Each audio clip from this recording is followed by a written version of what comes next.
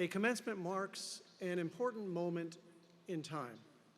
Today we mark the end of your studies at Duke and the beginning of your lives as Duke alumni. Today's commencement ceremony also marks another significant point of inflection. This year, as we celebrate our university's centennial, we're also celebrating the 100th class to graduate from Duke.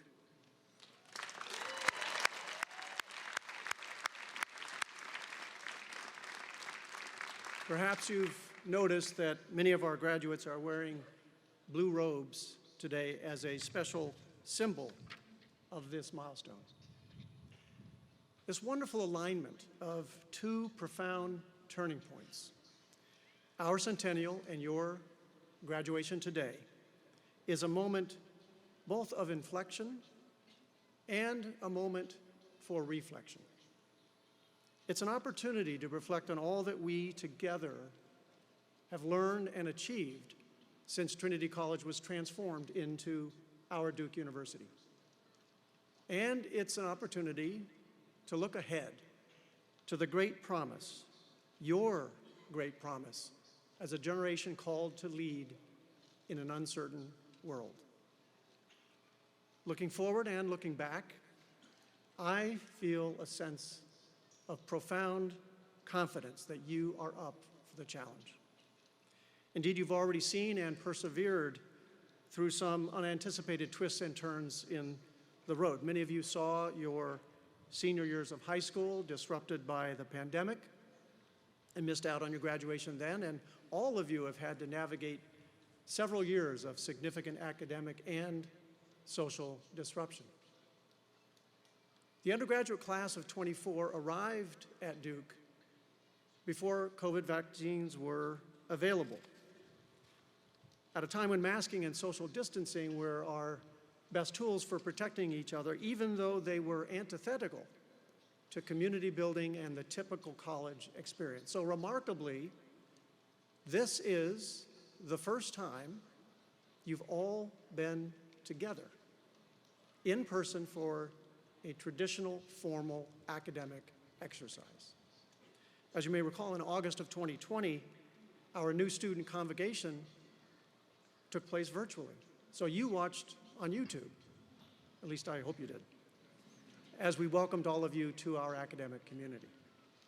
Now, despite these challenges, you have thrived. In the classroom and beyond, you've taken advantage of everything that Duke has to offer and what it means to be an educated and engaged citizen of the world. During your time at Duke, you've built new connections and you've developed new traditions. And you absolutely have played more spike ball than any class before or since. Looking forward, we have no idea what the world will bring. As the politically turbulent and violent events of this year have illustrated, we live in unpredictable times. But on this point, our centennial may be instructive and I think encouraging. 100 years ago, the graduating class of 1924 similarly had no idea what lay before them.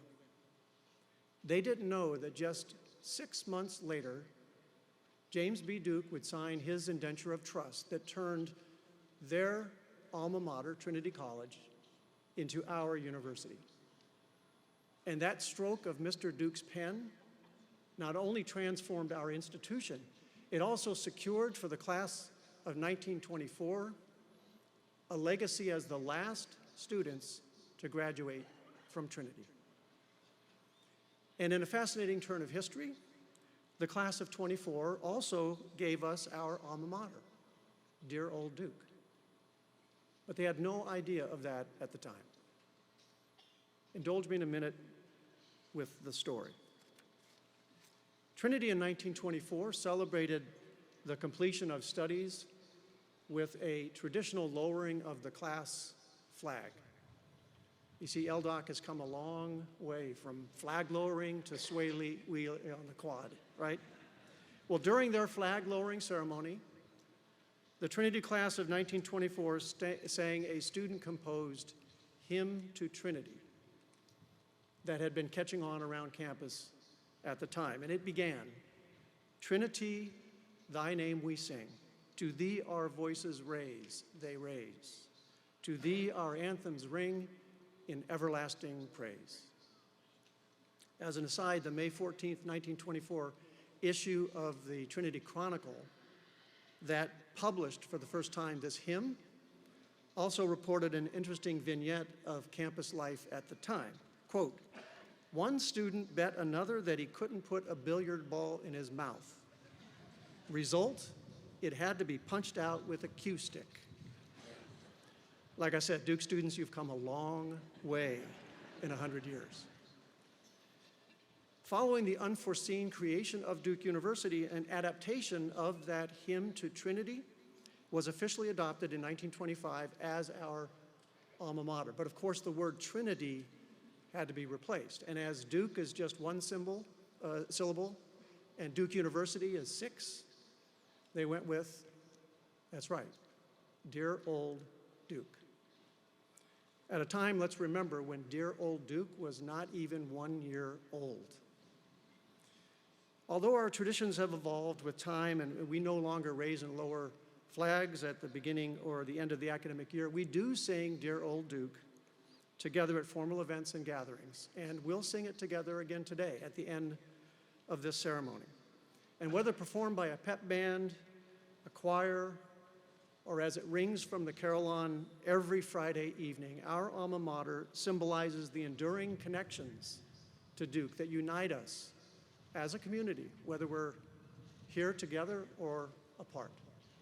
And I hope it will always remind you, now that you know its origin story, that while we cannot foresee the future, while we have no idea of what our next day or year or decade or century will bring, like Trinity College, we can look forward to grander times ahead. I hope that throughout your lives, however far your fates may bear you, you will forever feel at home at this place. And whatever the future brings, and I hope not swallowing a billiard ball on a bet, perhaps when you hear that familiar melody of Dear Old Duke, you'll pause to reflect on what this university, what its people have meant in your life. Congratulations to the great class of 2024.